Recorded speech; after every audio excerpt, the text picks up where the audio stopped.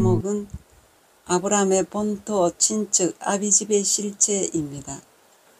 본문 말씀은 창세기 12장 1절에서 10절과 15장 1절에서 21절까지입니다. 본문 보겠습니다. 여호와께서 아브라함에게 이르시되 너는 너의 본토 친척 아비집을 떠나 내가 네게 지시할 땅으로 가라. 그 땅에 기근이 들었으므로 아브라함이 애굽에 거류하려고 그리로 내려갔으니 이는 그 땅에 기근이 심하였다라고 하셨습니다. 아브라함의 본토 친척 아비집의 실체에 대하여 말씀드리겠습니다. 창세기 11장에서 25장까지의 나타난 아브라함의 인생 여정을 보면 자신이 머물던 갈대아 우르를 떠나 하나님이 지시한 땅 가나안으로 가서 정착하며 살아가기까지 하나님의 계획된 프로그램에 의해 훈련받고 연단받으며 살아가는 과정이 잘 나타나 있습니다. 아브라함은 하나님의 부르심을 받으면서 동시에 시험을 치르기 시작합니다. 그 시험은 그가 아브라함에서 아브라함이 되고 가나안 땅에 정착한 후에도 계속됩니다. 그리고 아브라함은 모든 성경 해석의 단초를 제공하는 인물입니다. 아브라함에게서 그랬던 것처럼 모든 인간은 본토, 욕심, 친척, 거짓, 아비집 정욕을 벗어 버려야 합니다. 아브라함이 떠나야 하는 본토, 친척, 아비집은 마귀가 물려준 것입니다. 특히 본토는 마귀가 물려준 욕심이다라고 하면 이해가 안 되시죠? 성경 말씀 보겠습니다. 요한복음 8장 44절입니다. 너희는 너희 아비 마귀에게서 났으니 너희 아비의 욕심대로 너희도 행하고자 하느니라. 그는 처음부터 살인한 자여 진리가 그 속에 없으므로 진리에 서지 못하고 거짓을 말할 때마다 제 것으로 말하나니 이는 그가 거짓말쟁이요 거짓의 아비가 되었음이라고 친히 예수님께서 말씀하셨습니다. 왜 아브라함에게 본토 친척 아비집을 떠나라고 하시느냐, 벗어 버려야 한다고 말씀하시느냐 하면 아브라함을 붙들고 있는 것들로부터 떠나야 미지의 땅으로 갈 수 있습니다. 본문 말씀은 예수님께서 아브라함의 영혼 구원 문제를 다루는 것입니다. 아브라함의 구원론이 풀려야 우리의 구원이 풀립니다. 하나님께서 아브라함을 구원해 주신 것처럼 우리를 구원하십니다. 성경 말씀은 역사적 사실은 영적 사실을 드러내고 알게 하기 위한 도구라는 것을 잊어서는 안 됩니다. 역사 이야기는 들어도 행할 수 없습니다. 하나님의 말씀은 듣고 행동으로 수행하라, 나타내 보이라고 합니다. 하나님의 뜻을 행동으로 할 수 없는 것이 비밀로 되어 있습니다. 비밀이라는 것은 모르면 비밀이 되고 알면 비밀이 아닙니다. 성경에 등장하는 비밀의 첫 번째는 예수님에 관한 비밀입니다. 골로새서 1장 26절에서 27절 보겠습니다. 이 비밀은 만세와 만대로부터 감추어졌던 것인데 이제는 그의 성도들에게 나타났고 하셨는데 이 비밀은 너희 안에 계신 그리스도시니라고 하셨습니다. 그 다음 두 번째 비밀은 천국에 관한 비밀입니다. 마태복음 13장 11절입니다. 천국의 비밀을 아는 것이 너희에게는 허락되었으나 저희에게는 아니 되었나니, 이게 두 번째 비밀입니다. 세 번째 비밀은 영혼 구원에 관한 비밀입니다. 이런 비밀들이 비유라는 문장으로 성경에 기록하고 있습니다. 그것이 첫째는 예수님에 관한 비밀, 천국에 관한 비밀, 영혼 구원에 관한 비밀입니다. 역사적 사실 속에 감추어진 비밀을 풀어야 하는데 이렇게 푸는 것을 구속사적 해석이라고 말합니다. 우리는 눈으로 보고 이해할 수 있는 성경의 문자와 역사적 사실을 가지고는 성경에 기록된 비밀과 비유 문장을 해석할 수 없습니다. 성경의 문장 그대로 설명하는 것은 세상 사람들 누구든지 할 수 있습니다. 성경 속에 감추인 비밀과 비유의 실체를 찾아내지 못하면 소경과 같은 사람이 됩니다.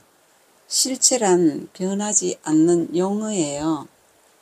그리고 최종적으로 이것이다 라고 하는 것입니다. 실체라는 것이.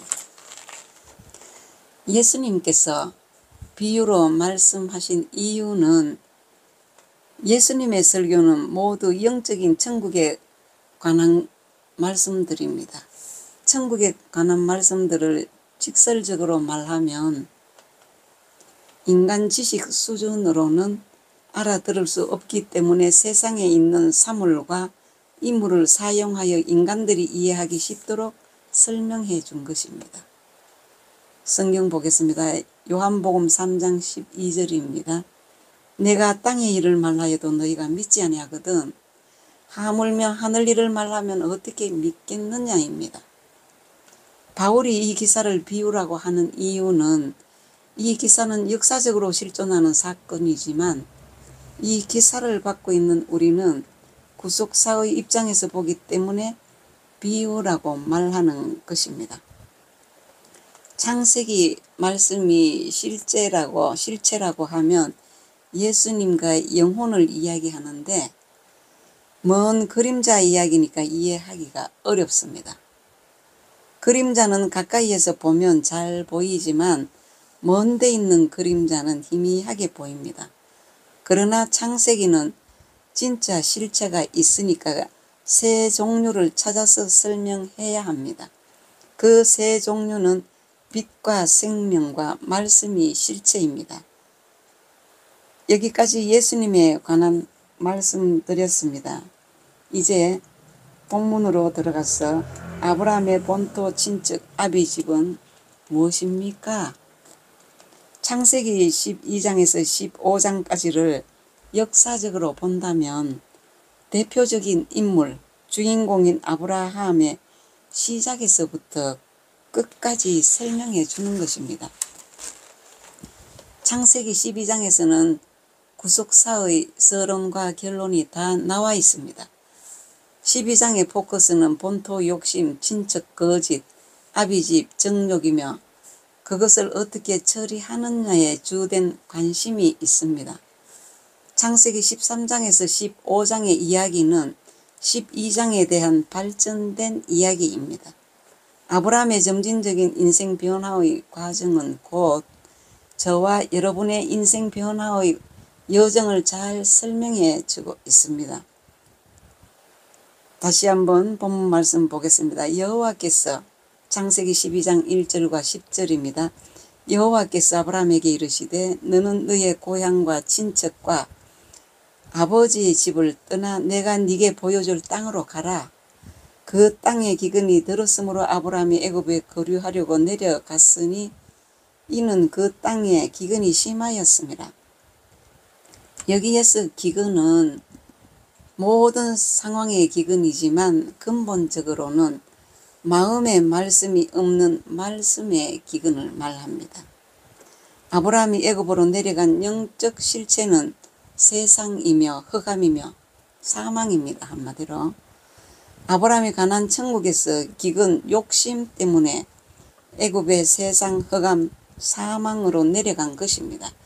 거기서 사실상 아브라함은 죽은 것입니다. 왜냐하면 마음과 그리고 안에 사례를 일으켰기 때문입니다. 아브라함이 다시 살아나려면 하나님의 말씀을 듣고 예수님을 보내신 하나님을 믿어야 합니다. 하나님의 말씀을 듣고 그대로 순종하는 사람이 되어야 합니다. 성경 말씀 보겠습니다. 요한복음 5장 24절입니다. 내가 진실로 진실로 너희에게 이르노니 내 말을 듣고 또 나 보내신 이를 믿는 자는 영생을 얻었고 심판에 이르지 아니하나니 사망에서 생명으로 옮겼느니라고 하셨습니다. 아브라함이 애굽으로 내려간 것은 상황과 환경 때문이 아니라 마음에 있던 욕심 때문이었어요. 기근의 영적 실체는 무엇입니까? 기근의 영적 실체는 마귀의 유혹 문제입니다. 환경만 다르지 내용은 똑같은 아담과 하와의 사건입니다. 에덴 동산에서 하와가 당한 선악과 시험이나 아브라함의 당한 기근 시험은 환경은 달랐지만 내용상으로는 하나님의 시험이면서 마귀의 시험이었습니다. 욕심과 관계된 모든 것들은 마귀의 유혹의 문제입니다. 아브라함의 기근을 하나님께서 주실 때는 시험 문제이지만 마귀가 줄 때에는 그 시험은 유혹입니다. 오늘은 여기까지 마치고 다음 시간에 말씀 이어가겠습니다.